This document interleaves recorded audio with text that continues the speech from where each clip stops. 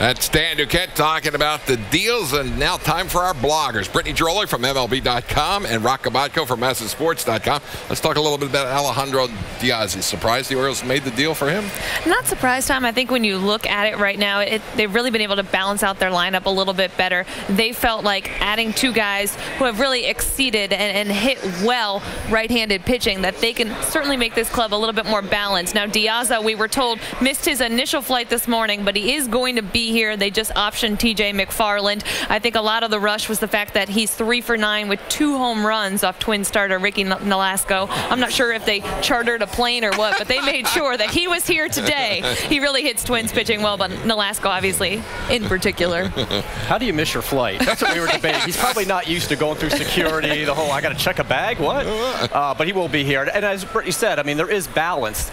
You got a guy who's hitting 276 against right-handers, only 105 against lefties. He's not going to be a full-time guy, but he still gives them plus defense like David Lowe does. He seems to be hitting better. So in that regard, you could say it's an upgrade. Plus, they won't have to play Nelson Cruz and Delman Young as much in the outfield. They'd like to DH Nelson enough to keep his legs fresh.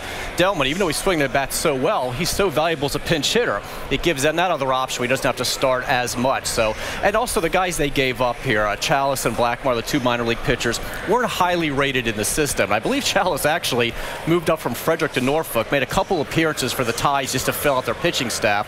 One of them was against Charlotte, which is the White Sox top affiliate. And I think they were like, hey, who's this kid? And the Orioles were like, hey, if you want to swing a deal, we could always add this guy. I don't do impressions, but I think it sounded something like that.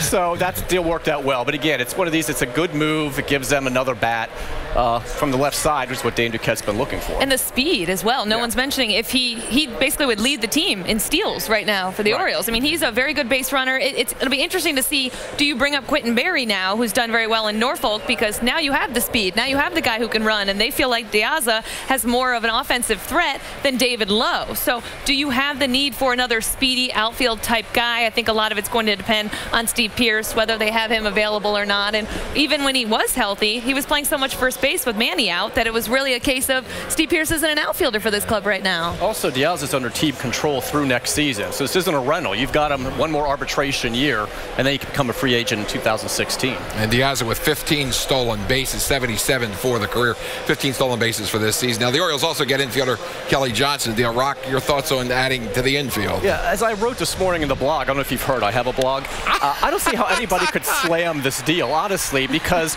no offense to Jamal Weeks and who else did they give up here? To Ivan DeJesus Jr.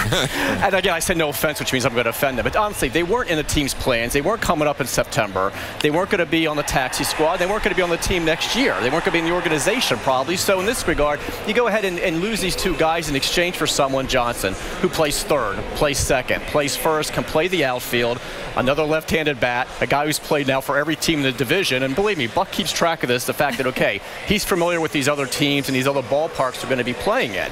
So to me, that's a gain. He may not make the playoff roster. He could be a rental. It really doesn't matter. You did not give up anything in exchange for a guy who could help you at least in September. So why not do that? And also, Dan Duquette really does like Michael Almanzar, and he was able to bring him back without the Rule 5 status. So there are no strings attached now. You can send him down, which they've done. He's already reported to Norfolk.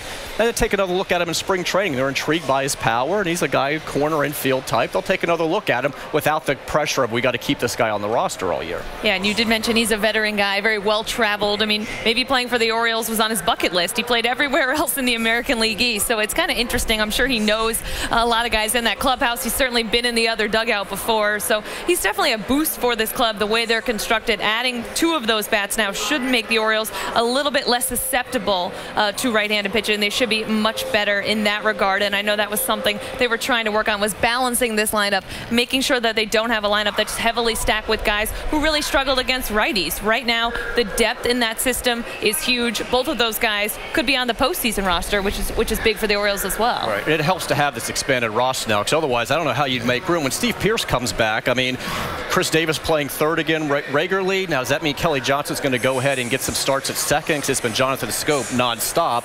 He'll play some third. I mean, he's going to be mostly a backup. We're going to have to see how this plays out. But Buck now has plenty of pinch hitting options. He can go pinch hitting crazy now with the bench that he's going to have. And he can finally rest Markakis and Jones, some of those other guys that he said he tried to give them rest a couple games ago and couldn't do it, didn't have the bench. Now, Tom, if they're fortunate enough to clinch early or be up 9-1. Get those guys off the field. Give them a rest. They're going to need them down the stretch. Check out Brittany, Ghiroli, MLB.com, Roch, Kubatko, MassSports.com. They do a great job covering the Orioles. Time now to take a look at today.